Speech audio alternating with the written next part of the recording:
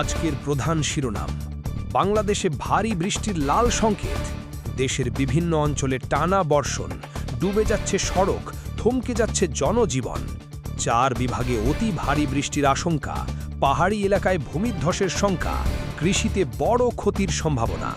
পরবর্তী 48 ঘণ্টা অত্যন্ত গুরুত্বপূর্ণ, সতর্ক করেছে আবহাওয়া অধিদপ্তর। উদ্বোধনী অংশ। আসসালামু আলাইকুম, আমি শেখ ফরিদ, দেখছেন মারাত্মক খবর। আজকের সবচেয়ে গুরুত্বপূর্ণ জাতীয় সংবাদ নিয়ে আমরা হাজির হয়েছি আপনাদের সামনে।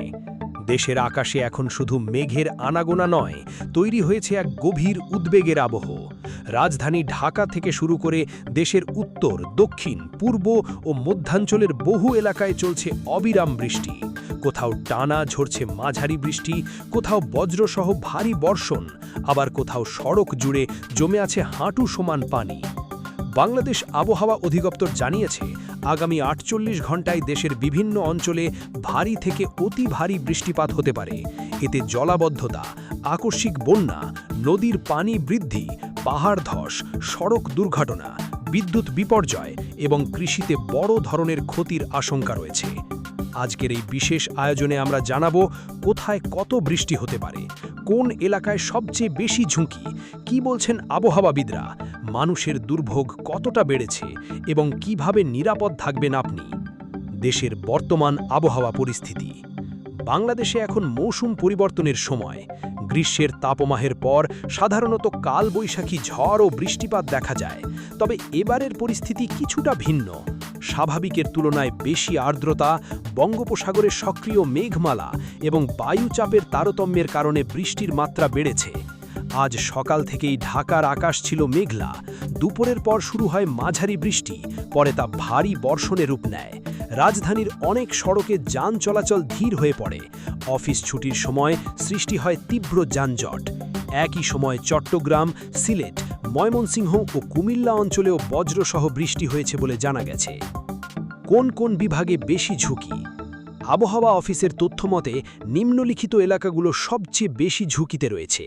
ঢাকা বিভাগ, রাজধানী সহ আশেপাশের জেলাগুলোতে ভারী বর্ষণ হতে পারে, নিম্নাঞ্চলে জলাবদ্ধতা বাড়তে পারে।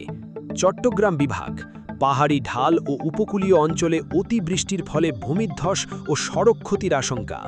সিলেট বিভাগ, উজান থেকে নেমে আসা পানির সঙ্গে অতি বৃষ্টি যুক্ত হলে হাওড়াঞ্চলে পানি বাড়তে পারে। ময়মনসিংহ বিভাগ, নদী তীরবর্তী এলাকায় আকস্মিক প্লাবনের শঙ্কা রয়েছে। রাজশাহী ও রংপুর, কিছু এলাকায় বজ্রসহ মাঝারি বৃষ্টি, কৃষিতে মিশ্র প্রভাব।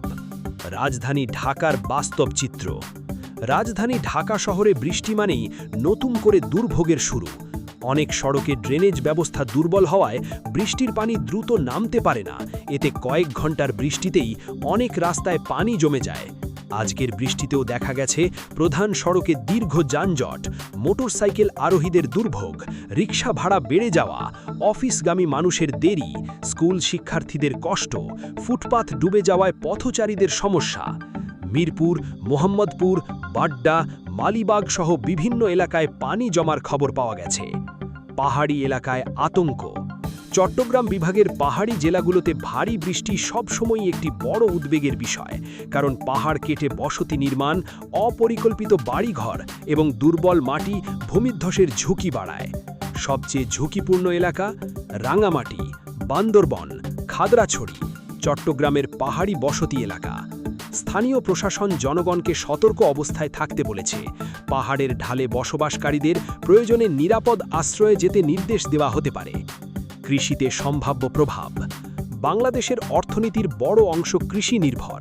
এই সময়ে দেশের বিভিন্ন অঞ্চলে বোরো ধান কাটার মৌসুম চলছে। ঠিক তখনই অতিবৃষ্টি কৃষকদের জন্য নতুন দুশ্চিন্তা তৈরি করেছে। সম্ভাব্য ক্ষতি: ক্ষেতের ধান পানিতে ডুবে যেতে পারে, কাটা ধান শুকাতে সমস্যা, সবজি ক্ষেত নষ্ট হয়ে যাওয়ার আশঙ্কা, মাছের ঘেড় ভেসে যাওয়ার ঝুঁকি, গ্রামীণ কাঁচা রাস্তা ক্ষতিগ্রস্ত হওয়া। অনেক কৃষক বলছেন, কয়েকদিন টানা বৃষ্টি হলে ব্যাপক ক্ষতি হতে পারে। বজ্রপাতের ঝুঁকি। বাংলাদেশে বজ্রপাত এখন একটি বড় প্রাকৃতিক দুর্যোগ হিসেবে বিবেচিত হয়। প্রতি বছর বহু মানুষ বজ্রপাতে হতাহত হন। এই আবহাওয়ায় যেসব ঝুঁকি বেশি: খোলা মাঠে কৃষিকাজ, নদীতে মাছ ধরা, গাছের নিচে আশ্রয় নেওয়া, মোবাইল চার্জে লাগিয়ে ব্যবহার, টিনের ঘরে অবস্থান। বিশেষজ্ঞরা সবাইকে বজ্রপাতের সময় ঘরের ভিতরে থাকার পরামর্শ দিয়েছেন।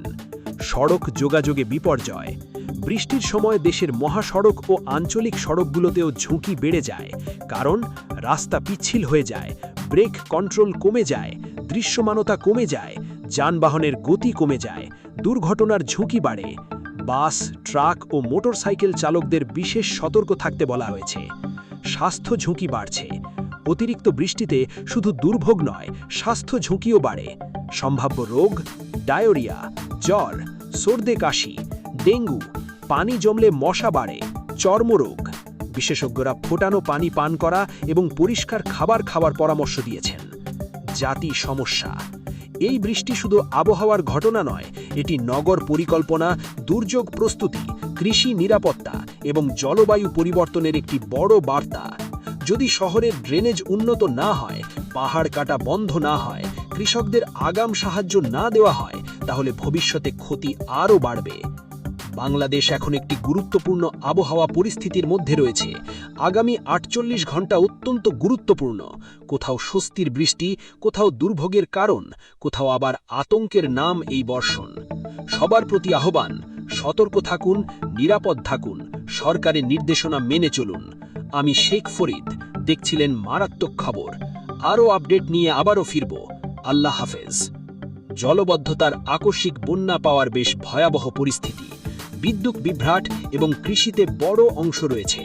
আজকের এই বিশেষ আলোচনায় আমরা জানাবো কোথায় কত বৃষ্টি হতে পারে,